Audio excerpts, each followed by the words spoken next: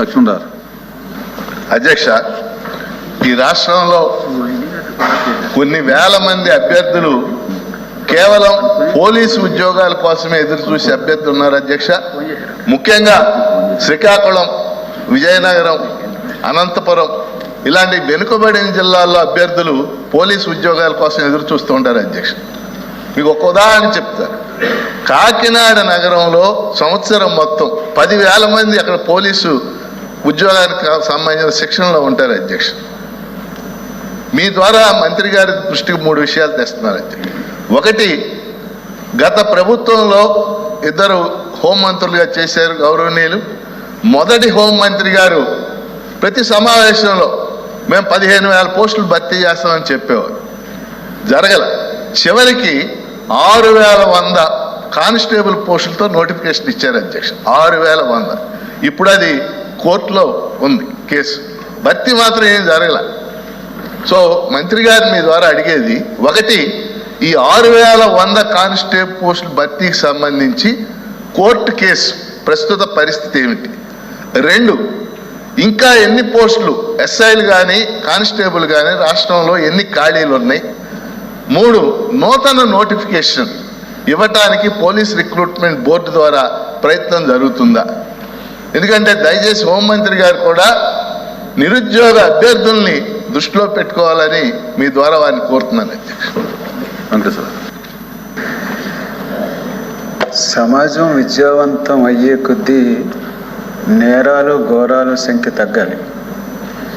కానీ మన సమాజంలో ఈ సంఖ్య చాలా పెరిగిపోతుంది.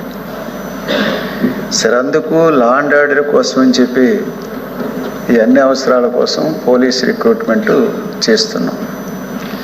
అయితే ఇది ప్రతి సంవత్సరం ఎస్ఐ, కానిస్టేబుల్స్ అంటే కింద స్థాయి ఉద్యోగులకు సంబంధించి పోలీస్ రిక్రూట్మెంట్ ద్వారా ప్రతి సంవత్సరం జాబ్ క్యాలెండర్ విడుదల చేయాలని చెప్పి మీ ద్వారా ప్రభుత్వాన్ని కోరుతున్నాను. అయితే ఇక్కడ విషయం ఏంటంటే రాష్ట్ర ప్రభుత్వం తమ రాజకీయ అవసరాల కోసం 60 నుంచి 62 ఏళ్ళు పెంచింది. దీంతో కూడా యువతకి పెద్ద నష్టం జరిగింది. టీచర్స్ పోలీస్ రిక్రూట్మెంటే ప్రధానమైనటువంటిదిగా ఇవాళ రాష్ట్ర ప్రభుత్వం ఉంది. అందువల్ల ఈ రిక్రూట్మెంట్కి సంబంధించి ప్రతి సంవత్సరం జాబ్ క్యాలెండర్ ప్రకటించేటువంటి ఆలోచన కూడా ఈ ప్రభుత్వానికి ఉండాలని మీ ద్వారా విజ్ఞప్తి చేస్తున్నాను. చిరంజీవి గారు. ధన్యవాదాలు అధ్యక్ష. ఎమ్మెల్సీ ఎన్నికల్లో కానీ మొన్న సాధారణ ఎన్నికల్లో కానీ తెలుగుదేశం పార్టీ అధికారంలోకి వచ్చిందంటే యువత చాలా కీలక పాత్ర పోషించింది అధ్యక్ష.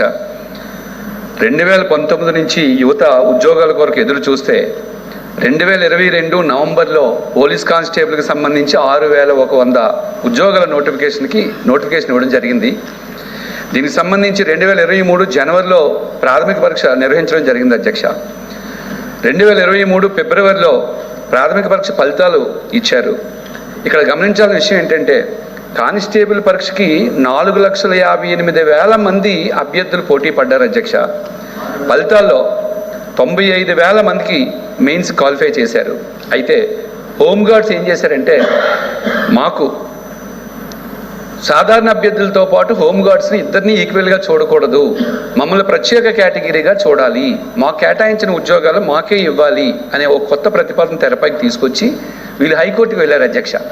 హైకోర్టు వాళ్ళకి అనుకూలంగా తీర్పునివ్వడంతో సాధారణ అభ్యర్థుల తరపున Andhra Pradesh state level police recruitment board వారు సుప్రీంకోర్టుకు వెళ్ళారు అధ్యక్ష. ఆ తరువాత ప్రభుత్వం దీనిపై రివ్యూ పిటిషన్ వేయకపోవడం, లాయర్ని పెట్టి సరిగ్గా కేసుని వాదించకపోవడం వల్ల ఇప్పటికీ ఆ కేసు తేలలేదు అధ్యక్ష.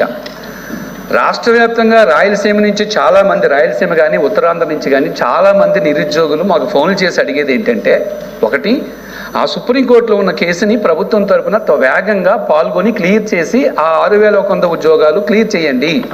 2, మీరు మొదటి నుంచి తెలుగుదేశం పార్టీ అధికారంలోకి వస్తే జాబ్ క్యాలెండర్ ఇస్తామని చెప్తున్నారు, వేగంగా జాబ్ క్యాలెండర్ ఇచ్చి గత ప్రభుత్వం కంటే తెలుగుదేశం పార్టీ ప్రభుత్వం భిన్నము, ఇది నిరుద్యోగులకి అనుకూలంగా ఉన్న ప్రభుత్వము అని మాటల్లో కాదు చేతల్లో నిరూపించుకోండి అని చెప్పి చాలామంది నిరుద్యోగులు మమ్మల్ని అడుగుతున్నారు అధ్యక్ష. కాబట్టి ఈ సందర్భంగా గౌరవ హోంమంత్రి గారిని, గౌరవ మానవ వనరుల శాఖ మంత్రి వర్యులను, ఇతర మంత్రివర్యులందరినీ మేము కోరేది ఏంటంటే వేగంగా దీనిపై నిర్ణయం తీసుకొని ఎందుకంటే వాళ్ళు ఎంత బాధపడుతున్నారంటే 5 సంవత్సరాల నుంచి నోటిఫికేషన్ లేకపోవడంతో వాళ్ళు ఫిట్నెస్ కోల్పోతున్నారు అధ్యక్ష. ఇది యూనిఫామ్ ఉద్యోగం అధ్యక్ష. దీనివల్ల వాళ్ళు 5 సంవత్సరాల నుంచి ఫిట్నెస్ మెయింటైన్ చేయలేక చాలా బాధపడుతున్నారు.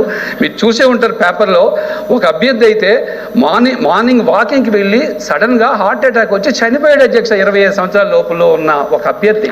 వాళ్ళ తల్లిదండ్రుల వేదన ఏంటో ఒకసారి మనం అర్థం చేసుకోవాలి అధ్యక్ష. కాబట్టి రాష్ట్ర వ్యాప్తంగా ఉన్న సుమారు 20 లక్షల నిరుద్యోగుల ప్రయోజనాలను దృష్టిలో పెట్టుకొని మంత్రివర్యులందరూ దీనిపై వేగంగా నిర్ణయం తీసుకొని నిరుద్యోగులకి మంచి భవిష్యత్తుని ఇవ్వాలని నేను మీ ద్వారా కోరుకుంటున్నాను అధ్యక్ష. Thank you.